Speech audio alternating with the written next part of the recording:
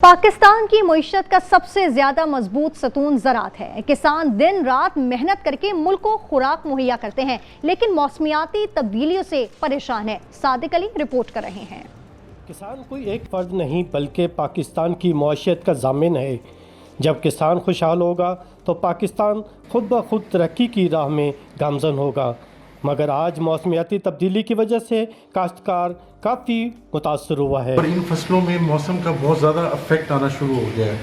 मौसम हमें फेवर नहीं कर रहा, जिसकी वजह से पैदावार में बहुत मसला आ रही है। पैदावार हमें अच्छी नहीं मिल रही। आज किसान बदतरीन मुआशी लिहाज से दो चार है। खाद, स्प्रे, बिजली, महंगी फसल का रेट कम, जिससे व्यापारी भी परेशान है। पाकिस्तान में मौसमियाती तब्दीली की वजह से फसलों पर बहुत असरात पड़े हैं और औसत कम हुई है फसलों की, जिसकी वजह से काश्तकारों का बहुत बड़ा नुकसान हुआ है।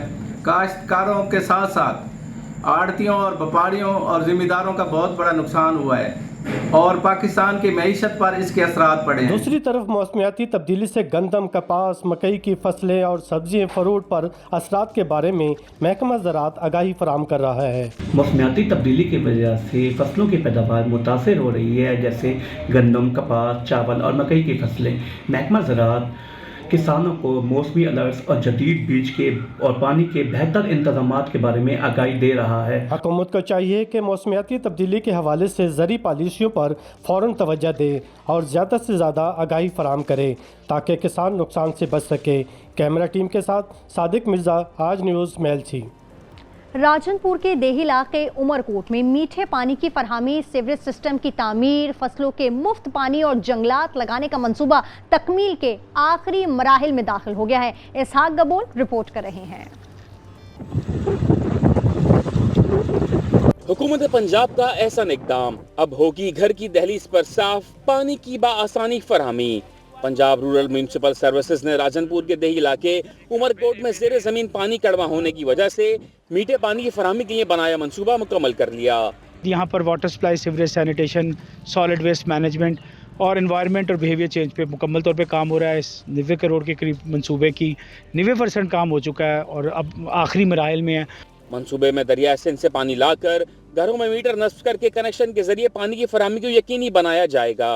एक टैंकी की जो कैपेसिटी है वो 1000 गैलन है, यानी कि 2000 गैलन की अपना टैंकी हैं इस।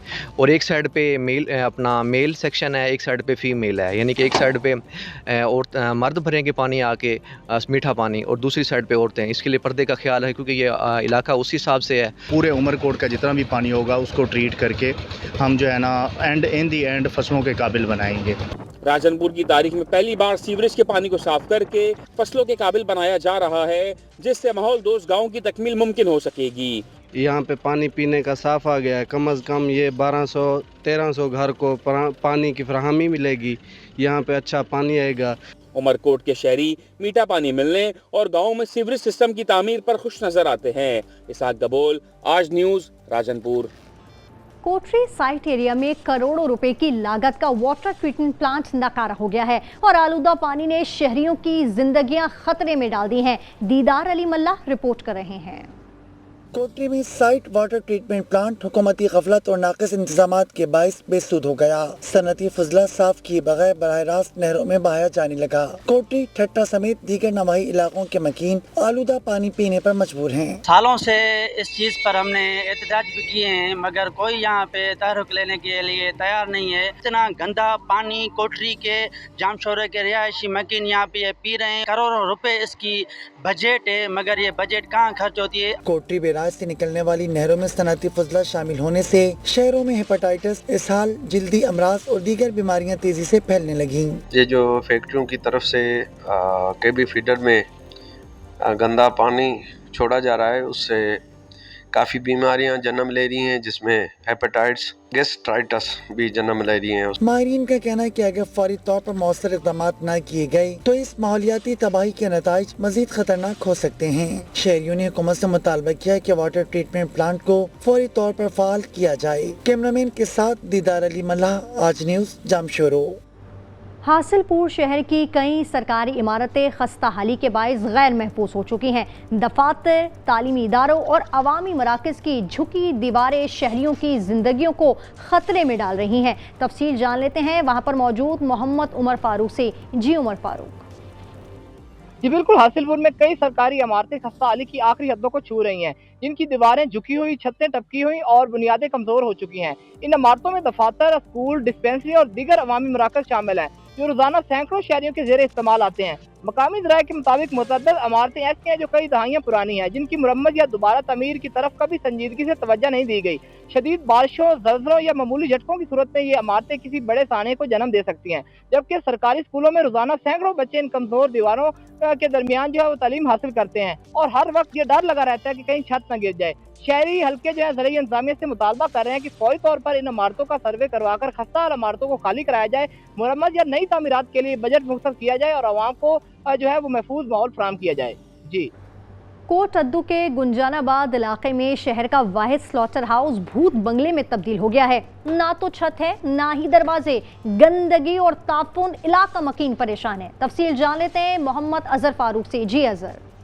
बिल्कुल, मैं जिला कोट अद्दू के जो वाहिद स्लॉटर हाउस है उसके बाहर मौजूद हूँ। यहाँ गंदगी के अंबार हैं, बारिश का पानी भी यहाँ स्लॉटर हाउस में जमा है। मेरे ऊपर में आप देख सकते हैं 1962 में तामीर होने वाला ये स्लॉटर हाउस अब खस्ता हाली का शिकार है। यहाँ इसकी ना छतें हैं, ना ही दरवाजे हैं, ना ही यहाँ पानी का कोई इंतज़ाम है।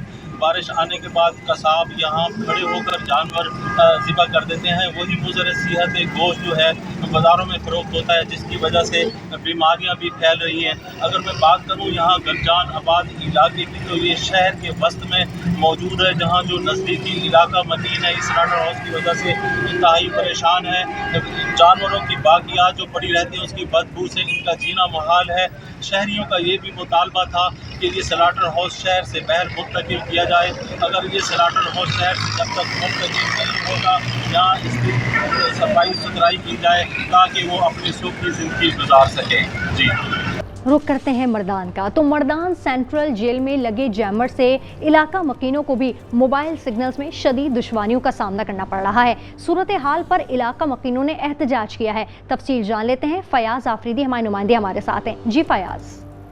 जी बिल्कुल, इस वक्त मैं मर्दान सेंट्रल जेल के सामने मौजूद हूँ।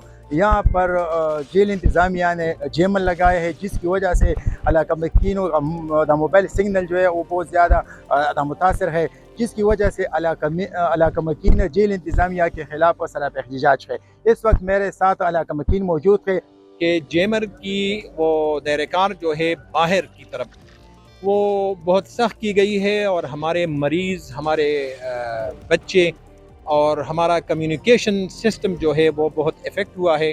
बाहर हमारा कोई राबिता नहीं होता। ड्रिंक करने के लिए हमें 500 मीटर बाहर जो है मोटरसाइकिल पे निकलना पड़ता है। फिर जब वो रेस्क्यू वाले आ जाते हैं, वो अपनी मोबाइल लेके एम्बुलेंस लेके आ जाते हैं, तो फिर उनके साथ कांटेक्ट नहीं हो पाता, तो वो घूम फिर के वापस चले जाते हैं। साथ ही साथ यहाँ ये बिज़नेस कम्युनिटी जो है उस पर भी असरअंदाज हो रही है। बहुत सारे लोग ऐसे हैं जो छोटी छोटी सतह पे अपने घरों पे कारोबार कर रहे हैं, जिनको ऑर्डर्स टेलीफोन पे मिलते हैं, उनके टेलीफोन काम नहीं कर रहे, रोज़गार कारोबार उनके ख़राब हो रहे हैं। जैसा कि हमने इलाका मकीनों की बातें सुनी, जेल इंतज़ामिया से मुतालिबा करते कि जैमर का महदूद जो सिग्नल है वो कम कर दे ताकि हमें आसानी हो जाए। जी।